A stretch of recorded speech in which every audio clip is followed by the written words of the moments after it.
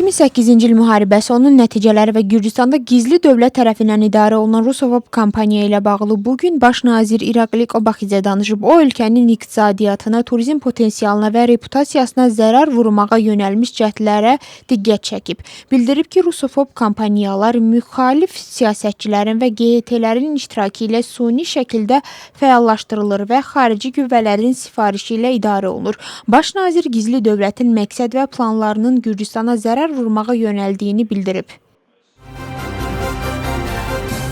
Paralel olaraq siyasi qiymətləndirmələrin mövzusu Qaxaq Alacenin erməni jurnalist və blogerə verdiyi müsahibədir. Paytaxtın meri turistlər üçün Gürcüstanın təhlükəsiz ölkə olduğunu bildirib. Onun sözlərinə görə Gürcüstanda heç bir turistə hansı millətdən olmasından asılı olmayaraq pis münasibət göstərilmir.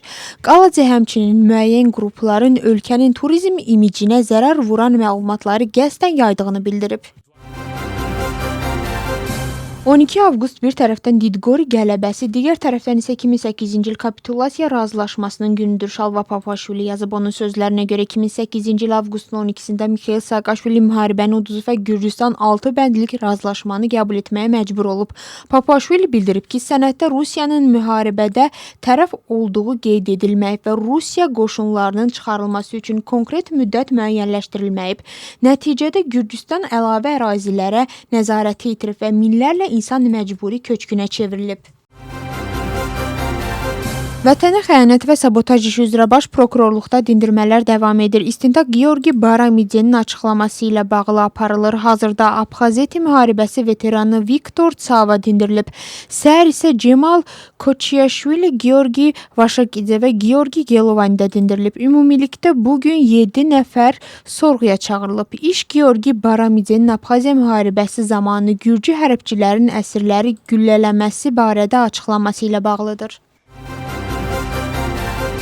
Avropa elektrik enerjisinin çatdırılması üçün yeganə marşrut Gürcüstan və Türkiyədən keçir və bu imkanlar genişləndirilməlidir deyə İlham Əliyev bildirib. Onun sözlərinə görə Azərbaycan artıq Qara Dəniz sualtı enerji kabeli layihəsinin tədqiqatını hazırlayıb.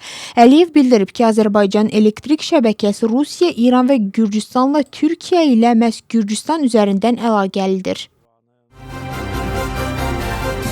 Avropa İttifaqı 2025-ci il üzrə insan hüquqları və demokratiya hesabatını yayıb. Hesabatda Gürcüstanda insan hüquqlarının və demokratiyanın əhəmiyyətli dərəcədə gerilədiyini bildirir. Avropa İttifaqının qiymətləndirməsinə görə etiraz iştirakçılarına qarşı pis rəftar geniş yayılıb və bəzi hallarda işgəncə səviyyəsinə çatıb.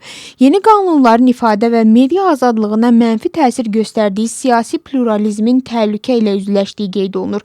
Həmçinin Gürcüstan hakimiyyətinin Avropa İttifaqının tələblərinə uyğun addımlar atmadığı vurğulanır.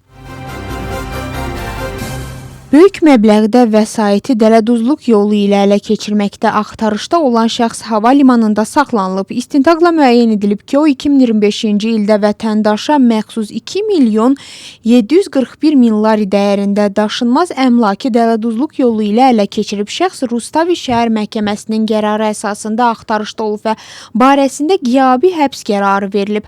Hazırda o cəza çəkmə müəssisəsinə köçürülüb. Ətraf mühitin mühafizəsi və kənd təsərrüfatı naziri David Sonuxulaşvili Mtsxetam TNT bölgəsində dövlət dəstəyi ilə yaradılmış aqro müəssisələrlə tanış olub. O, Çerovani quşçuluq fermasına və Muxrani istixana təsərrüfatına baş çəkib. Hər iki müəssisə Kənd İnkişafı Agentliyinin benefisiarıdır. Nazir həmçinin digər aqro müəssisələrin fəaliyyəti ilə tanış olacaq və yerli fermerlərlə görüşəcək. İnfrastruktur Nazirliyi Qazbegi bölgəsində yol və təhsil infrastrukturu ilə bağlı layihələri həyata keçirir. Stepantsmində Qveleti yeni yolunun tikintisi davam edir. Layihə çərçivəsində Gürcüstanın ən uzun 2 kilometrlik körpüsü tikiləcək. Stepantsmindədəki park yenilənəcək. Sno kəndində isə yeni dövlət məktəbi inşa olunacaq. Tbilisinin yeni beynəlxalq hava limanının texniki iqtisadi əsaslandırılması hazırlanır. Tədqiqatı beynəlxalq konsalting şirkəti aparır. İqtisadiyyat nazirinin müavini şirkətin nümayəndələri ilə görüşərək hava limanının inkişafı modelini və gələcək əməkdaşlığı müzakirə edib. İranlı yüksək vəzifəli şəxsin Reutersə verdiyi məlumata görə İran və ABŞ arasında atəşkəsin uzadılması ilə bağlı danışıqlar olmayıb. Daha əvvəl mediada tərəflərin 60 günlük atəşkəsi uzatmaq barədə razılaşdığı bildirilmişdi, lakin bu məlumat rəsmi təsdiqlənməyib. Hazırki atəşkəs razılaşması avqustun 17-sində başa çatır.